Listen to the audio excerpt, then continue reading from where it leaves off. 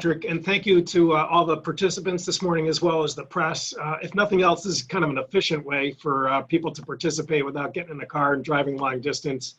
But again, I think we're here to talk about an incredibly important issue facing not just the state of Connecticut and the towns and cities that make up the state of Connecticut, but frankly the whole country in terms of the next step in the next wave of impact of the coronavirus recession, which again we know is still moving through the country at in a speed and depth that again we haven't seen in many years. And again, that's not just me saying that. Last week, Jerome Powell, the chairman of the Federal Reserve, when they had their meeting of the boards of governors from all across the country, he described, again, the situation that we're in right now, which is that $6.5 trillion in household wealth has vanished during the first 3 months of this year. And also went on to say that this is the biggest economic shock in the U.S. We went from the lowest level of unemployment in 50 years to the highest level in close to 90 years, and we did it in 2 months. Again, the projections that the Federal Reserve is put out there in terms of what the unemployment rate is going to look like by the end of this calendar year is still just shy of 10%. Today, even though, again, we had a promising uptick in May in terms of some recovery of jobs, it's still 30% higher than the peak of the Great Recession. And all of the participants here this morning know that what that all adds up to is a ripple effect that is going to impact the finances of state and local government in a way that, again, is extremely challenging and puts local officials in almost an impossible position in terms of delivering critical services or having to raise taxes, which, again, is the exact opposite that you want to see happen in terms of a recession. Again, the choice being layoffs or taxes. So later today in Washington, the House Education and Labor Committee, which I sit on, is going to be having a hearing remotely regarding COVID impact in terms of state and local school budgets. Again, one of the witnesses this morning, Michael Leachman from the Center of Budget and Priorities, is going to be testifying that in the last 2 months, state and localities have laid off or furloughed 1.5 million workers. Again, just in the last 2 months, that's 2 times the number that took place in the Great Recession. So again, the question of the day is, how do we, avoid this type of further damage to the economy, which is just going to make the recovery that much slower and more difficult, and also obviously have a huge impact in terms of individual Americans and their families. On May 15th, the House passed the HEROES Act, which again was a fourth COVID-related stimulus bill, $3 trillion. Really, if you look at break down that bill, the real sort of, I think, bones of the bill is the chunk of money that was allocated for state and local government. Again, $1 trillion. Again, $500 billion that is spread out over 2 years for state government. And again, that was based on requests from the National Governors Association, bipartisan. And then another $500 billion for for local government and education. Again, the feature of that bill that I particularly appreciate was that about half of that local money was allocated to communities whose population are 50,000 or less. And again, in Eastern Connecticut, that pretty much defines, the terrain of 63 towns that make up the eastern half of the state. Historically, if you look at federal assistance that goes out to local communities, a lot of it has been done through the Community Development Block Grant formula, which tends, at the end of the day, to sort of leave smaller communities at the sort of end of the buffet line, so to speak. And having the targeting of this funding will ensure that, again, smaller communities, again, will not be left with this impossible set of choices in terms of how to deal with the ripple effect of the coronavirus recession.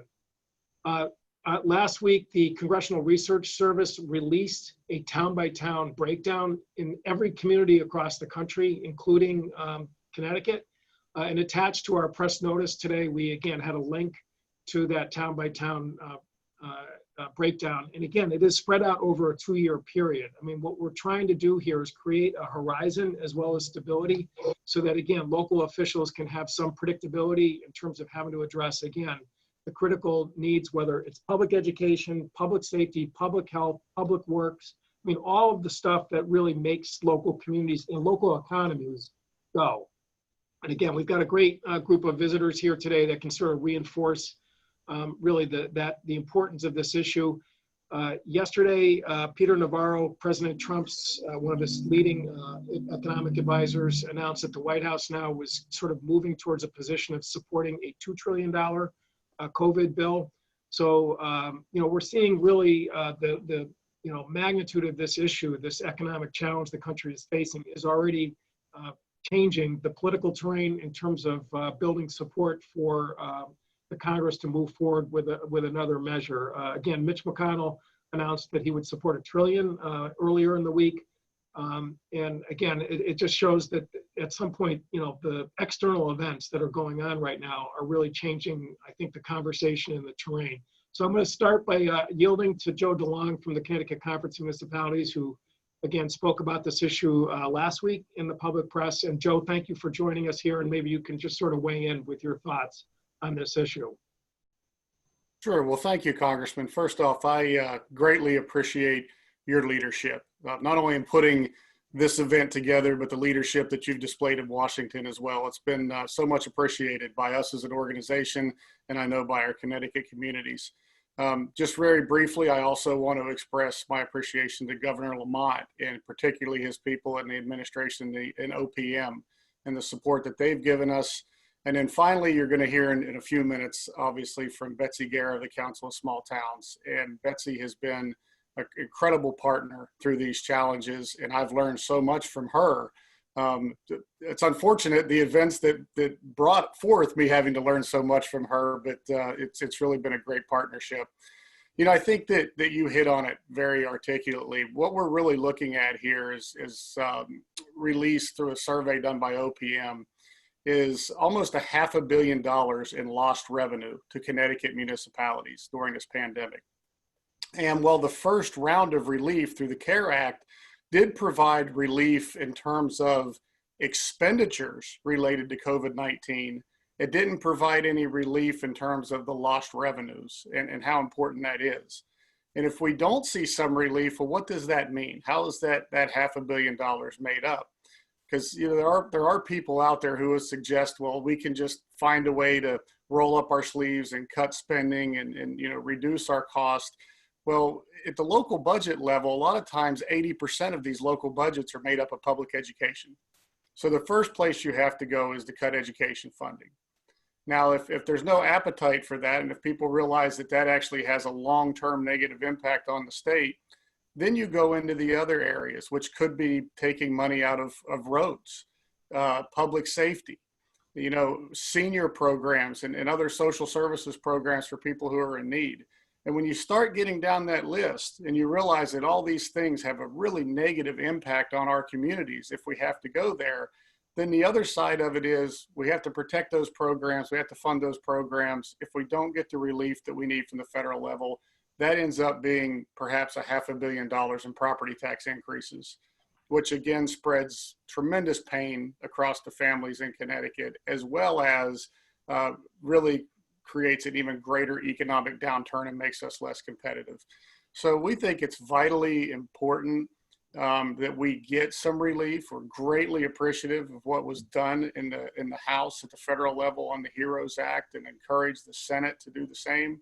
And one of the things that I've tried to continue to point out through this process is this really is not a handout to the state of Connecticut in any way, shape, or form if we get that relief. Connecticut for years has sent massive amounts of taxpayer dollars to the federal government that have then gone on and gone to other states like the Kentuckys and West Virginia, where I came from, and other states who have been huge beneficiaries of those tax revenues. So what we're basically saying is during this time of crisis, we really need the Senate to act and the federal government to return some of those tax dollars that Connecticut's been paying in for many years, so we can come out of this, recover, and continue to do the things that this state has done for years, really to lift up the economy and the rest of the country. So I appreciate you, Congressman, for bringing this together and giving me an opportunity to speak.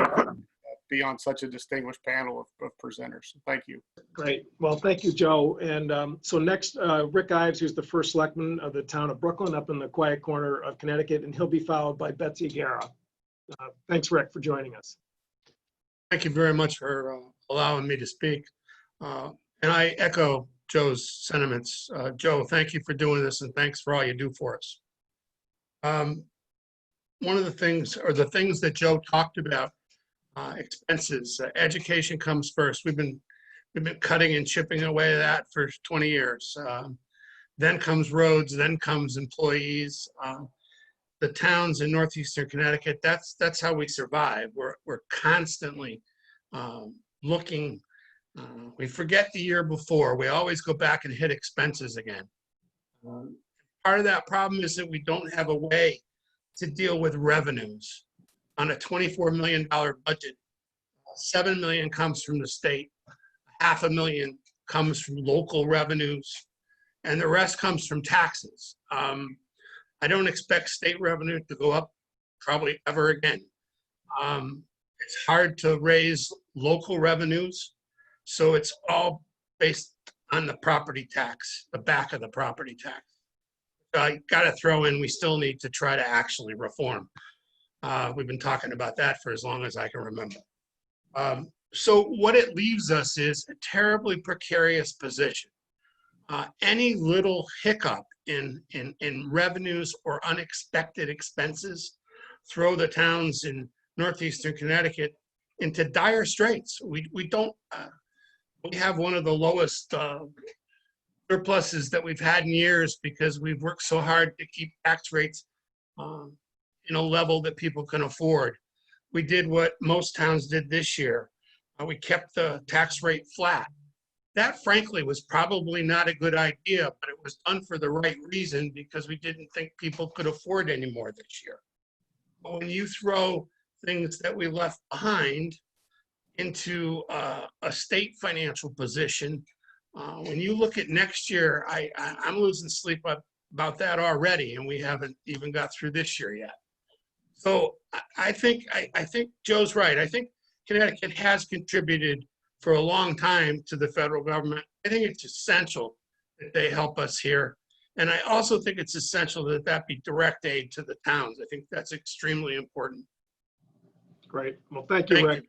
Thank you. Thank you. Okay, Betsy, you're up, and you'll be followed by Kevin Swickla, another great first selectman from the town of Lebanon. Right. Thank you, Congressman. I appreciate your having us on this panel as well. As you know, municipal leaders have been working tirelessly around the clock to guide their communities through this pandemic. And fortunately, we've benefited tremendously from close collaboration with the governor's office, state agency partners, the regional councils of government, lawmakers, and our congressional delegation, as well as collaboration, as Joe had mentioned, between the Connecticut Conference of Municipalities and the Council of Small Towns. And that has given us a very strong foundation of support during this time. And I think we need to continue that collaboration. So I do appreciate you involving COST and CCM and our local leaders on this panel discussion. As has been stated, our towns and cities are facing many significant challenges right now. They estimate that more than $400 million in lost property tax revenues may end up affecting our communities. And Connecticut has for too long been largely dependent on the property tax to fund critical education and public health services. At this point, if there's a significant drop in revenues, towns don't have a lot of options. They can cut costs, and even then, education costs are largely protected from significant cuts, or they can increase property taxes. There is no door number 3 here. And that's going to put us in a very difficult position if we don't find some way to backfill those lost tax revenues. We have to make sure that our towns are positioned for economic success and long-term recovery following the pandemic. And in order to do that, we need funding relief from the federal government, and the HEROES Act will provide that additional funding. As has been mentioned, the Coronavirus Relief Fund has provided some towns with some options, some funding to offset COVID-related costs, but it's really been a drop in the bucket at this point. If we're facing lost property tax revenues, that is going to end up making it very difficult to position our communities for future success. So we appreciate the efforts of your office and your fellow legislators to address the need for funding under the HEROES Act, and we'll do anything we can to help support that effort, and so that we can again position our small towns and cities and other communities for long-term economic recovery during this time. Great. Well, thank you, Betsy. Kevin Swickla from Lebanon is next up, and then he'll be followed by Jim Butler, the Executive Director of the Southeastern Connecticut Council of Governments. Thanks for joining us, Kevin. Thank you very much, Congressman, and thank you for all you do. And again, I can't echo enough of the previous statements by my peers.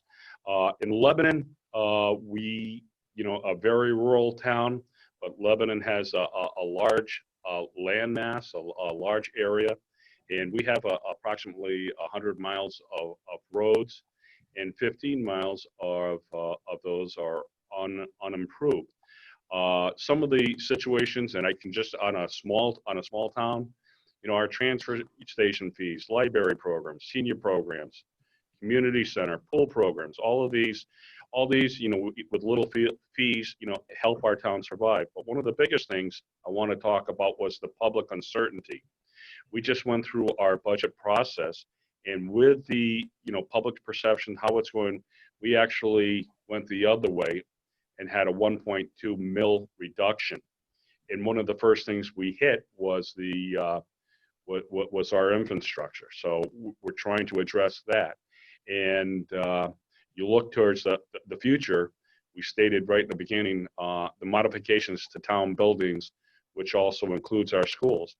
Some of these expenditures, we still don't know. And, everything from, the school programs to, even, busing the children to schools, how are you going to do that? So with all the uncertainties, our town chose to go with a reduction, just with the fact of, what are we going to lose? How is the economic impact going to be placed on them? So there's a lot of great stresses that are involved, but again, Lebanon is solely relying on property tax, and with our infrastructure, that was the first thing our Board of Finance this year we targeted on. We're hopefully replace some of those numbers, but that for small towns, it's critical. Great. Thank you, Kevin. So next up will be Jim Butler from CCOG, and then he'll be followed by Chief Lou Fusaro of the Groton Police Department. Thank you, Congressman. This is Jim Butler. First of all, my apology for not appearing via Zoom. I actually shaved, put on a jacket and tie for coming into the office today, but you'll have to just take my word on that. In southeastern Connecticut, the chief elected officials of the 22 towns, cities, and boroughs which make up the Council of Governments have been discussing their response to COVID-19 and sharing best practices on weekly calls since early March. This has resulted in a coordination of effort, which has provided some opportunities for fiscal efficiencies and a degree of uniformity, making it easier for our citizens to know how and where they can get help, what facilities are open, which protocols should be followed.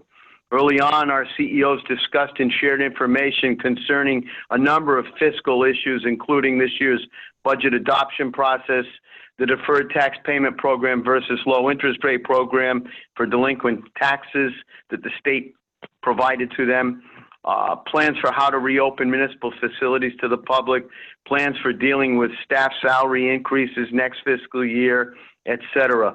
A great example of our Council of Governments collaborative effort through the pandemic is that today, 176,000 surgical masks jointly purchased by several of our towns for less than cost are being delivered to the Council of Governments warehouse here in Norwich.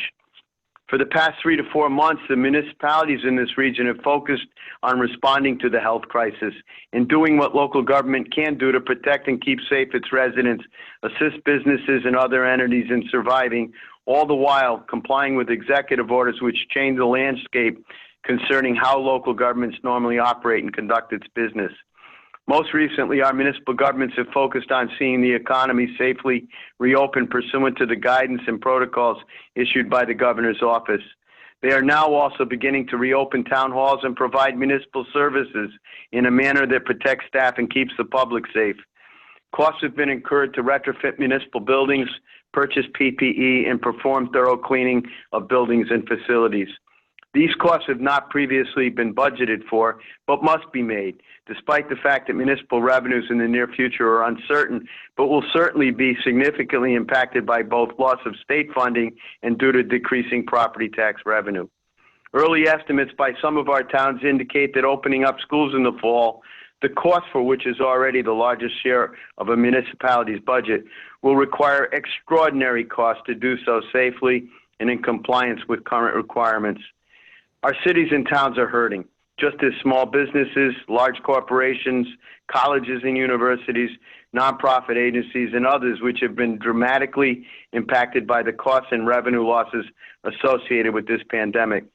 On behalf of the Southeastern Connecticut Council of Governments, thank you, Congressman Courtney, for holding this press conference and calling attention to this fact. Great. Well, thank you, Jim.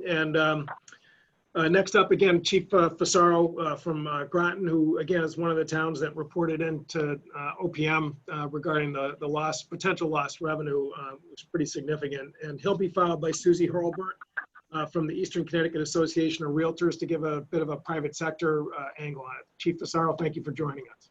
Thank you, Congressman Courtney, and thank you for your leadership and invitation to join you this morning. I'll be very brief. I think particularly from not just from the Groton standpoint, but as a deliverer of services. In addition to being the police chief, I'm also the emergency management director. We've had to kind of reshape our efforts on what we're doing.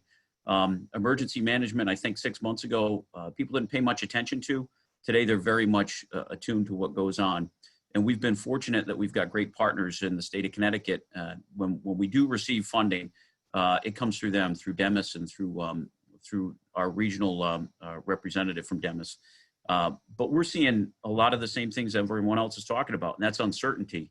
There are things that we are doing now that we haven't done in the past. There's things that we are purchasing and spending money on that we didn't forecast when we presented our budget back in January.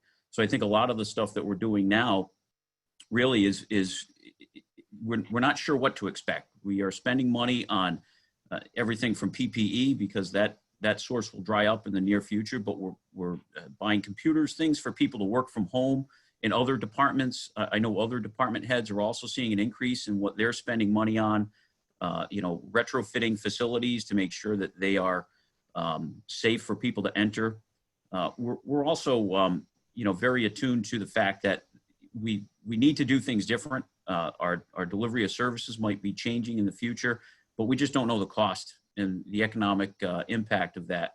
I think that, we're all kind of holding our breath, waiting to see what happens. And certainly any additional revenue we get from the federal government is certainly a big assistance in this community where we have, the submarine base to Mystic and two major manufacturers with Pfizer and Electric Boat. So this community is hurting like everybody else, and we're anxious to see what else we're going to be able to expect from our federal leaders. Great. Thank you, Chief, for joining us. And so our last speaker is Susie Hurlburt from the Eastern Connecticut Association of Realtors. Thank you, Susie, for joining us. Thank you, Congressman. I'm so very honored to be a part of this distinguished panel. And I also would like to thank you for your presence throughout this pandemic, just your leadership in being available to everybody, being out there in front of it, along with Governor Lamont, I think has been just fantastic. And we really do appreciate that. And at first I was wondering why you invited me, but then I'm, as Joe DeLong and a few others have mentioned, real estate is part of the equation, and too often any deficits in the budget fall to property taxes. So absolutely, it's crucial, and I thank you for having me on. And what I can tell you is that, and I'm going to do a little bit, I was speaking with Tim Bray from Seaport Real Estate Group. My concern about the commercial piece, and we'll get to the residential in a little bit, is with all the forbearance, with the projected drop of commercial real estate prices expected to be in 2020 10 to 13%, and this is across the country based on Dr. Lawrence Yoon from the National Association of Realtors statistics. That drop in commercial pricing, and then the expectation of it to rebound only by 1 to 3% in 2020 has me concerned. ECAR was actually considering purchasing its own headquarters and was going forward with that, and backed out because we weren't sure how the towns were going to fare at the end of it. So if we're doing that, I'm sure there are other businesses doing that. So that's one piece of it. If you're losing that revenue, how are you making up for it? How are businesses? How are residential owners? How are they going to be impacted by property taxes if we're losing that, right? So here's what Tim wrote to me yesterday morning that I would like to share with you. He said the long and short is that we do not know and cannot know the implications of the quantitative easing at this time. This is an unknown, as forbearance has been kicked down the road and extended till the end of July. After being lifted, we will see who has paid their rent and just how long it will take for those who cannot pay to be evicted or foreclosure to take place.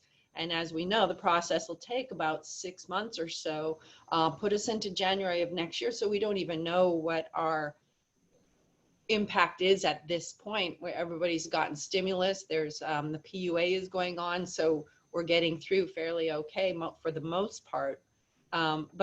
But what I will say is that consumer confidence is high right now. Residential real estate is off the charts, selling like hotcakes. It has raised the median price up, and we have a severe housing shortage across the country, but definitely in Eastern Connecticut as well. And Tim adds that this is indicative of a bubble forming, which makes me nervous, and I won't go there because I can't speak to it more than that. So consumer confidence is high. I can say that first-time home buyers have taken advantage of that. Investors and flippers have eased off a little bit, so people are buying. But the median price is getting higher, and so when we get to the point where people, if property taxes were to go up, if the towns were not bailed out even more, property, and it falls back to property taxes, which is something the realtors fight very hard to defend.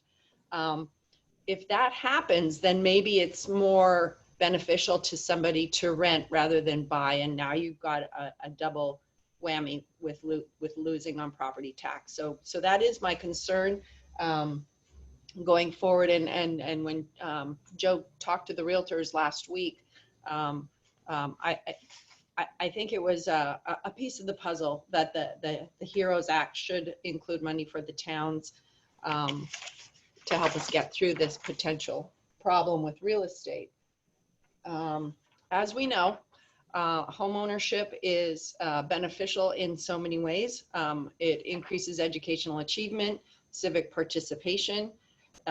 Health benefits are even impacted to the positive. If people are homeowners, reduction in crime, and less in public assistance needed. So I want to protect homeownership. I want to protect the taxes not going up too much and not being the fallback for this epidemic, not just on an everyday basis, but particularly now with the problem that we're seeing with COVID.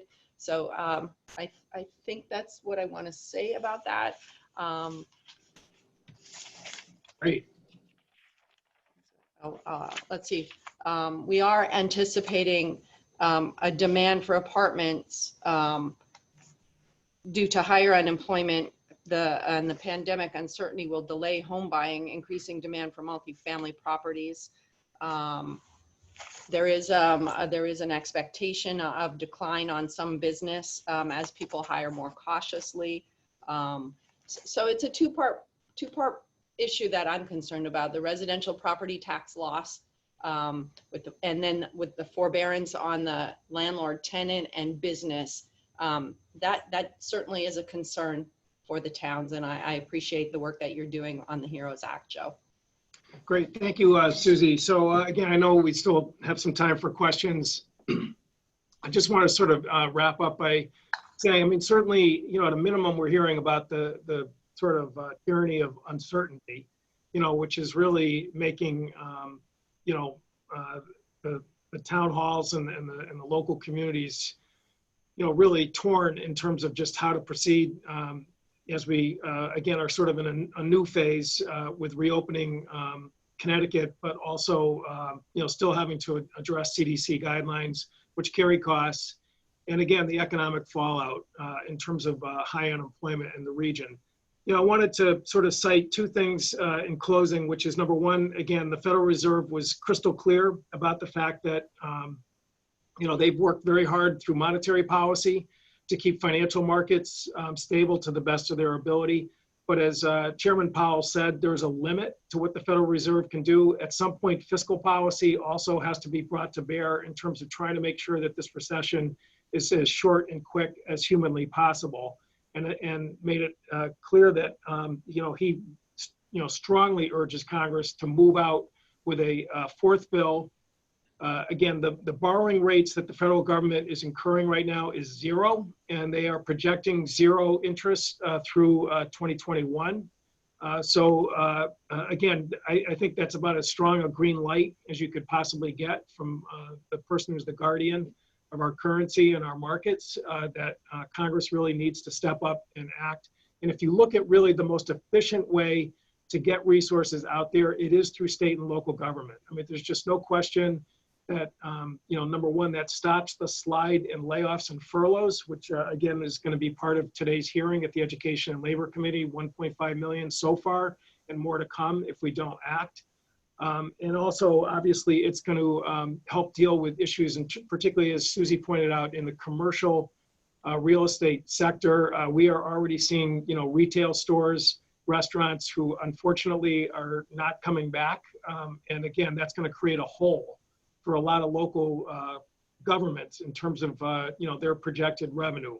Again, the Congressional Research Service has given a breakdown. So, this is not a high level academic issue. This really shows at a granular level the impact that passing the HEROES Act or some version of it could mean, what that could mean in terms of stabilizing local government and getting rid of that uncertainty factor and that, definite harm that we know is going to happen out there with an economic downturn as significant as this is reported by the Federal Reserve. So with that, if there's any questions from any of our friends from the press, we've got some people here, obviously, who can join me in taking on any of your questions.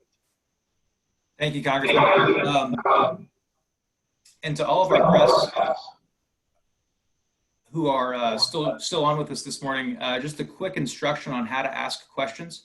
If you could, on the bottom of your screen, if you hover over it, you'll see participants, 19 participants right now.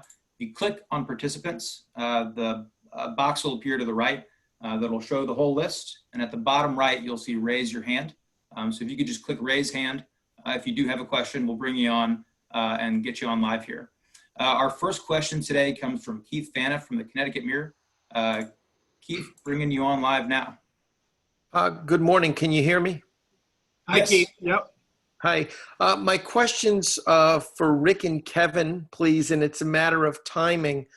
I'm curious, when you were preparing your respective budgets, did you basically assume that your revenue loss was mostly going to exist in FY20? And how much and how quickly did you expect the revenue to bounce back? In other words, whatever hit you took this spring or you're anticipating this summer because tax payment deadlines have been pushed back or penalties have been eased, how quickly did you budget to get the revenues back?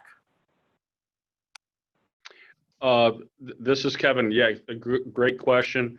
Well, we anticipated the budget shortfall in the 2021 budget season. We're hoping it comes back again, but the board anticipated that tax revenue loss in the 2021 budget. Keith, this is Rick Ives. We're a quarterly tax town, so it affected our April payments, but we were lucky. It didn't affect us anywhere near as much as we thought. We were down only several $100,000, and we expected more. We're not sure about July 1st, but we do expect to collect that back as the year goes on. It probably won't be as quickly as we hope, but we expect most of it to see it next year. Deferrals are great, but deferrals just mean they're going to pay us later in the year. We just have no idea who actually is not going to be able to pay us. And then we go through a whole collection process. So most of it's next year, Keith. Thank you. Just one quick follow for Joe and Betsy. How many communities potentially are gambling?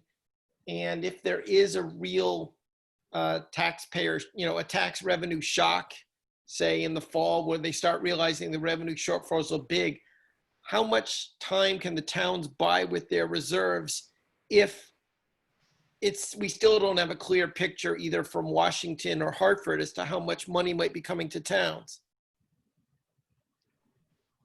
Yeah, Keith, I think, first off, it depends on the town. It depends on what type of reserves they have, how healthy their reserves are. But the one thing that I would point out, I don't think any of it is gambling. I think our towns have become very good over the past few years in dealing with fiscal uncertainty. As you're well aware, I think it was in 2017 that we didn't have a state budget until Halloween, sometime in October. So that created a great level of uncertainty. And they also have had issues in the past several years with the state doing mid-year reductions, budgeted mid-year cuts to towns and cities that they've had to deal with.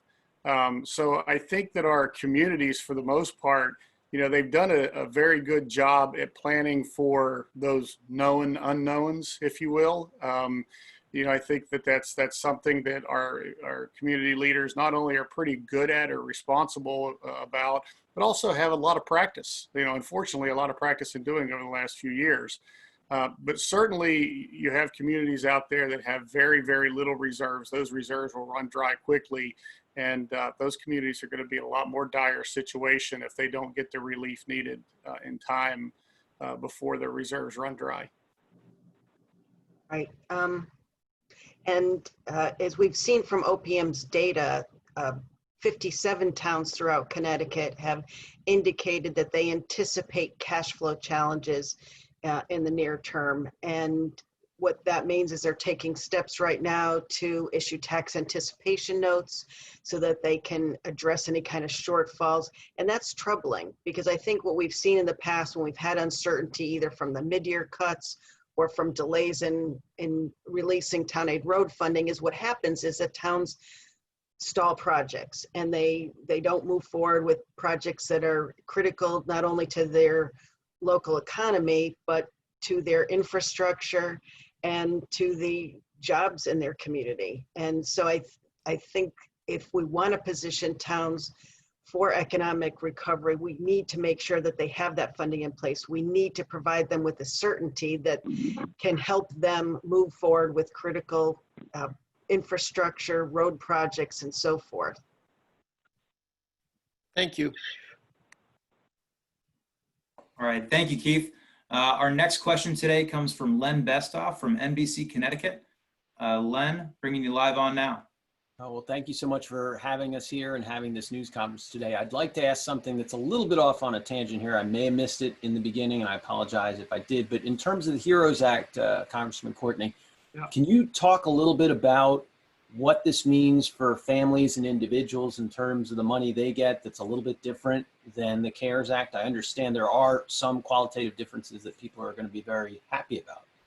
Sure. So there is a piece of the bill, a large piece of the bill is focused again in terms of trying to, again, help stabilize individuals and families' finances. There's a second round of economic impact payments Again, those were the payments that came from IRS and Treasury in the CARES Act, which again, the president had indicated he wanted to do 2 rounds back in March when we were putting the CARES Act together. And Mnuchin actually also started to sound like he's warming up to moving out in that area there. So again, it would be structured very similar to the last round, $1,200 per individual times 2 for married couples, $500 for dependents.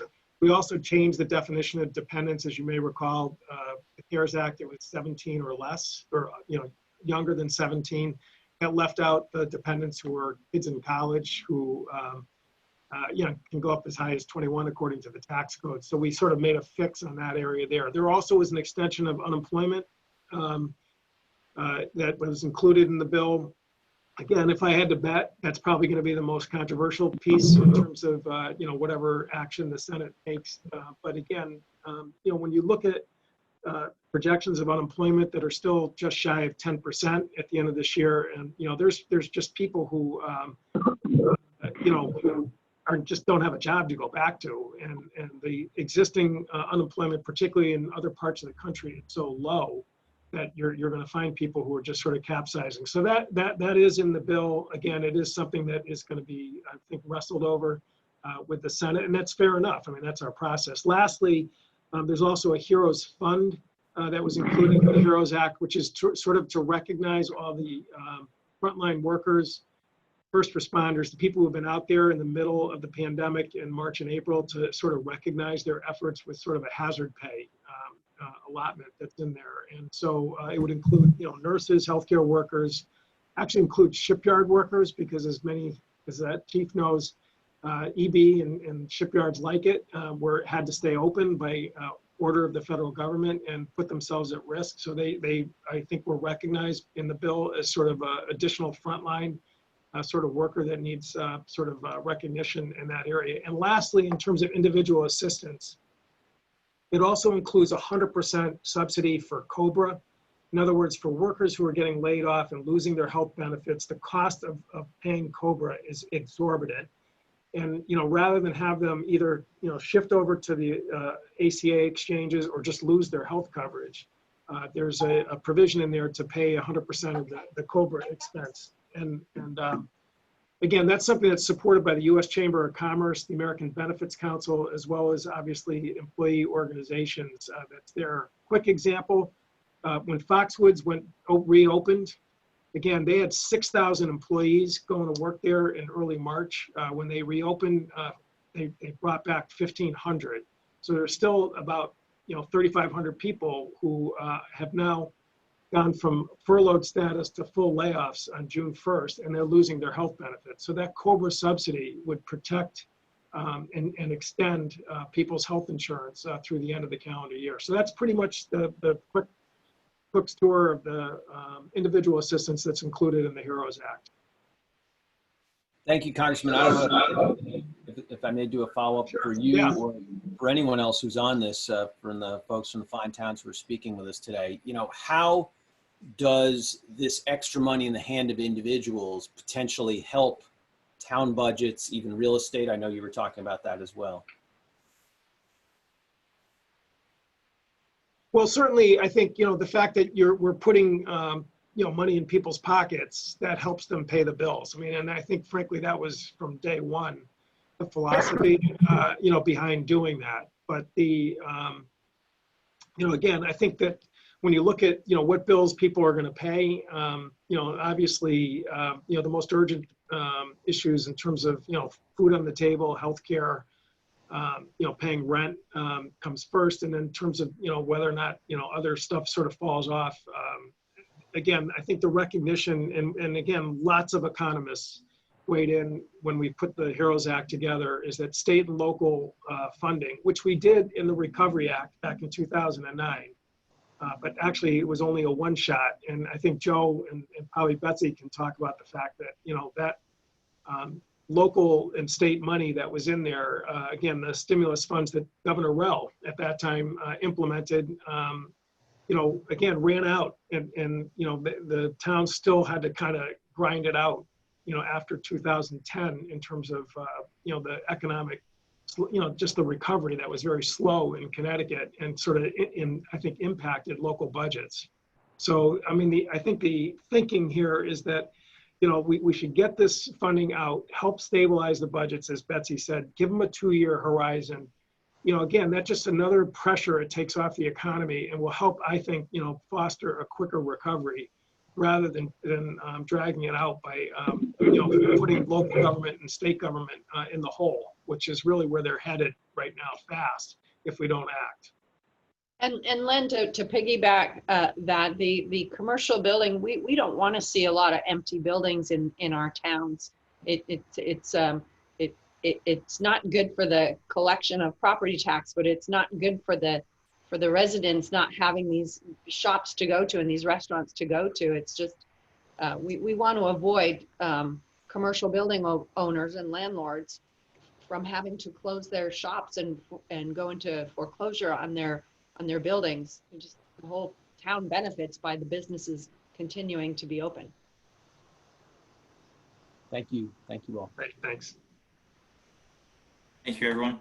Our next question today is from Matthew Grahn from Norwich Bulletin. Matt, bringing you on live now. Morning. I noticed a lot of the discussion was about property tax, and I'm just wondering, with not wanting to raise property taxes, is this a matter of people moving out, people not coming to the area, or people just not being able to afford things? Can you repeat that one more time? I'm sorry, missed the first part. Since a lot of the discussion was about property taxes, is the not wanting to raise property taxes anymore, does that have to do with trying to attract people to the area, people possibly leaving the area, or is it just a matter of people being able to afford things? So I think Rick and Kevin can talk about this, I'm sure, for days. I mean, but because, they have to get out there with their local townspeople when they present a budget. I mean, the fact of the matter is that property taxes have just gone up and up and up, and people's incomes has not really kept pace with it, particularly older residents in these towns. So, I mean, frankly, it's just, there's a limit to how, much you can constantly go back to that well. And, Matt, you covered the meeting in Norwich just a couple nights ago where the town, because of projected lost revenue, started making staff cuts in the school budget. And again, it was in some ways just sort of the poster child in terms of the really horrible set of choices that local government is going to have if we don't backfill their revenue shortfalls. But again, Kevin, I don't know if you want to chime in, or Rick, because you live it every day. Yeah, well, this is Kevin Swickley. Yes, it's all the above. You just have to you have to find the balance. You have to look at everything from the demographic of your individual town. As the congressman said, there's only so much you can do. You got to look at everything. You got to try to equal it out. You want to make it so that you present your tax base to future residents that may want to come on in. You also look at and assess the needs of residents that may be in a demographic that are getting older and are on fixed incomes. So you have to weigh everything out and try to come on up with the best possible budgets for the residents. You also have to, it's a fine balancing act as far as, like, look at the town of Norwich and the taxes being higher than surrounding towns. You get a lot of house. The prices, it drives the prices down when the taxes are high, but people tend to gravitate to towns with lower taxes. So now you've got lower property values and people not wanting to move to that town. So that's a risk that towns run when they raise property taxes. Matt, if I may, the other thing that I don't think can be understated here, and it's a longer conversation for another time, but if you go back prior to 2008, Connecticut was doing very well, was growing very quickly going into that last recession. And then when we came out of the recession, the state didn't keep up for a variety of reasons. But one of those things is from a matter of just pure economic competitiveness, is if we want to come out of this recession or this the pandemic and the challenges that we're facing, we have to be able to do the things to position ourselves in an economically competitive way, not to just get back to the old normal, but to actually grow, which we haven't done as a state in any positive way, really, since the last recession. So I think it's critically important that we don't put more pressure on an already non-competitive property tax structure that's incredibly regressive. By increasing that pressure, we could actually see ourselves come out of this economic recession even worse than we came out of the last one, which would be long-term disastrous. Thank you, Joe. We also have Jim Butler, the Executive Director of the Southeastern Connecticut Council of Governments with us. Jim, did you have anything to add? No, I think Okay. Joe underscored what we fear, and that I have nothing to add. Thank you. Okay. And then I think I might have seen Rick Ives trying to weigh in. Rick, did you want to say anything? Rick, make sure you're unmuted there in the bottom left corner.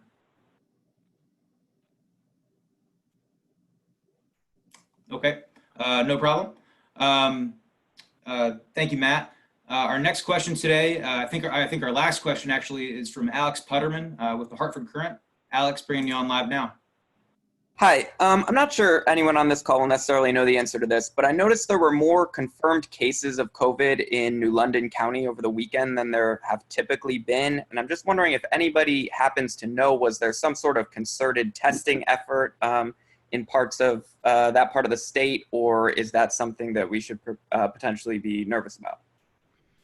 Well, the testing definitely has picked up speed, and Chief Fasaro can maybe even weigh in on this as well. But I know, for example, in Norwich, healthcare set up a testing site, and at St. Vincent de Paul, and they had actually high turnout for it, which is a good thing because we want people to get tested, as well as the federally qualified health center in the area there. They've also set up free testing sites.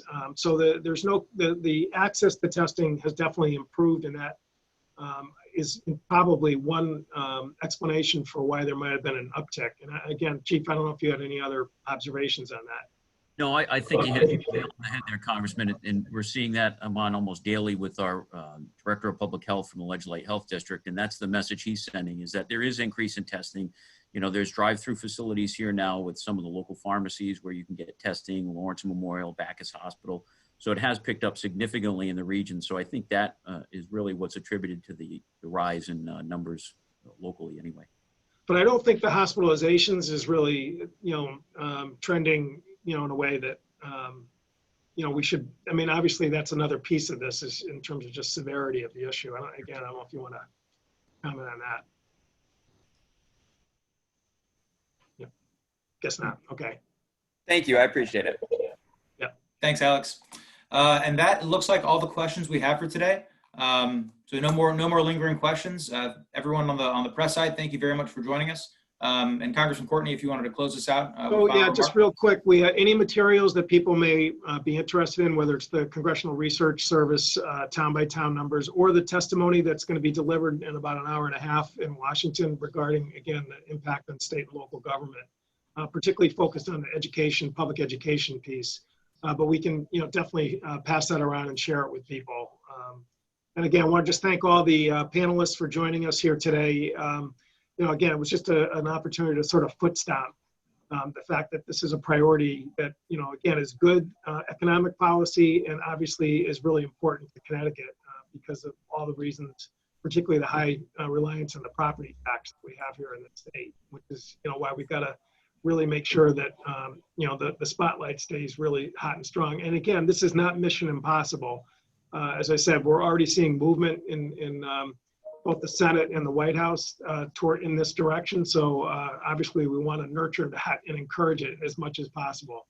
Again, thank you to all the participants for being here, for your excellent comments, and look forward to continuing this effort.